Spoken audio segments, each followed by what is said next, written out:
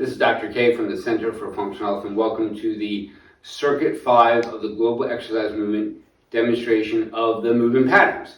So we have different kind of movement patterns that we're going to do in this circuit, and the idea is that we kind of pre-fatigue that group of muscles that we're next going to work with resistance. So we're going to go a jump squat to a squat, a hinge to a deadlift, jumping jack row to a row, jumping jack push out to a push up. Then you have a skier hops and jumps to a shrug, and then tricep jacks to kickbacks, and then run in place with uppercuts, followed by curls, and then crunches, followed by a plank leg lift. So I want to talk a little bit about technique today. So let's talk about the jump squat first. So a jump squat looks like this. You're down and you're up. Now, if you can't do a jump squat because of the knee or back, whatever, modify. So squat and lift the leg up. Squat and lift the leg up. So I'll show you from the front. So squat, lift leg up, squat, lift leg up, and then we go into the actual squat.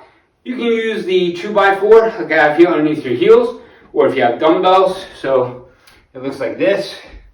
For the dumbbells, if you don't have a great squat, you want assistance, put your heels on the back of the dumbbells, and you can squat down so much easier. Same thing with the 2x4. Again, heels here, great, easier squat, because if you squat and your squat looks like that, then you're definitely going to want something underneath your heels. All right, let's talk about the hinge. So again, you've heard me talk about the hinge before. You're hinging at the waist and your butt's going back. That's what it looks like. So hinge and back. So for this movement pattern we're going to do, I'm gliding my hands with some resistance, not a lot, against my thighs, my knees, my shins, and the real power comes into when you come back, you squeeze your glutes, do not extend. You just come back to that neutral position, and then you're squeezing your glutes. And then if we're doing the dumbbells, we're going to hold the dumbbells again, let it glide to the shins, back up, and squeeze those glutes. All right, next is the jump jack row. So with the jump jack row, you know it's a regular jump jack. Jump jacks are a great move. And we're going to row. So we're pulling back this way. It's a great movement pattern, especially for neck, upper back, especially if you sit all day. So you're going to jump jack and row back. So the elbows are going past the rib cage. That's the jump jack row. And then we're going to go to rows. Now, I want to talk about getting your dumbbells when you're doing these movement patterns, because you're moving fast, and a lot of people forget about technique. And they'll bend over, get the dumbbell, and they'll be in this position, and that's where the low back goes out from underneath them. So if your dumbbells can be on a rack, that's great. If not, every time you grab your dumbbells, squat down for them. Notice how I don't want to grab my dumbbells doing that. I want to be able to squat down, grab my dumbbell, grab it, come up, reset. So a row that we'll do for this circuit is hinge again, and you're rolling back. Nice and easy. And then from the jump jack row, jump jack push, because we're going to push, because we want to get these muscles fired up before our push up, so you're going to push out. So again, if you can't jump jack, it looks like this. Push, push, push, push, and that's how you would modify your jump jack. Let's talk a little bit about the push up. So you want to have clean technique with the push up. You want to make sure that your elbows are hugging your rib cage, nose to the ground, and back up again. Don't extend your head like that. That's not good.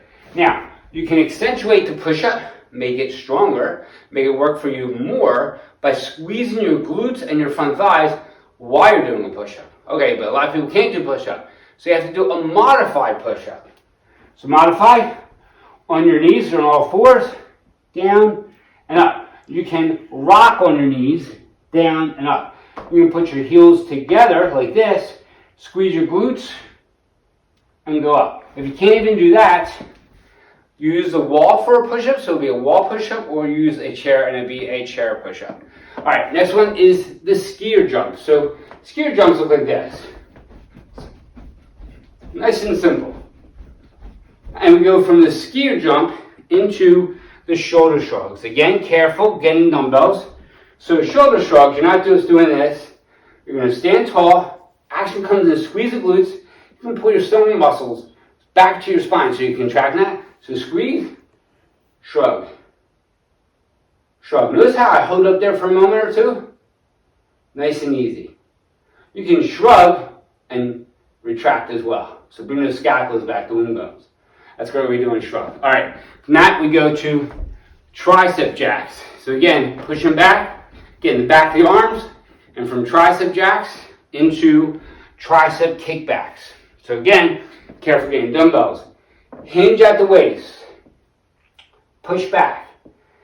Nice and easy. So if you're getting some back issues doing that one, go to a stagger stance, reset, come forward, push back. You want to accentuate the tricep, push back and turn your palms to the ceiling. That's how you do that one. Okay. Next, we're running in place and we're doing uppercuts. So this is going to be for a count of 10. So I just count 10 while I'm pumping my arms. I'm going to get the bicep warmed up, the shoulder warmed up, right into bicep curls. So bicep curls, nice and easy. You're not coming up here because nothing's happening with the bicep up here. So I'll show you from the angle. Right here. This is where we want it. Nice and easy. Okay? And then we're going to do crunches into leg lifts. So again, crunches, knees up, make sure your low back is on the ground. Hands behind head, chin away from chest, so you're not this way, you're going up. If you have shoulder issues, and you cannot put your hands by the side of your head, here on the ground, it's fine. And again, make sure technique is good. If only one shoulder is bad, you can support your head, like that. Alright, and last one is the plank with the leg raise. So you can put a blanket down here if you want, support your elbows. And what you're doing is you're holding strong, make sure you're not sinking down, make sure your butt's not in the air, neutral position, lifting the leg up. Notice how it's not a large lift. Notice I'm not doing this. We're just lifting up, a little bit above that other foot. Nice and easy, we'll do that for a count of 10. Alright, we'll see you in the workout.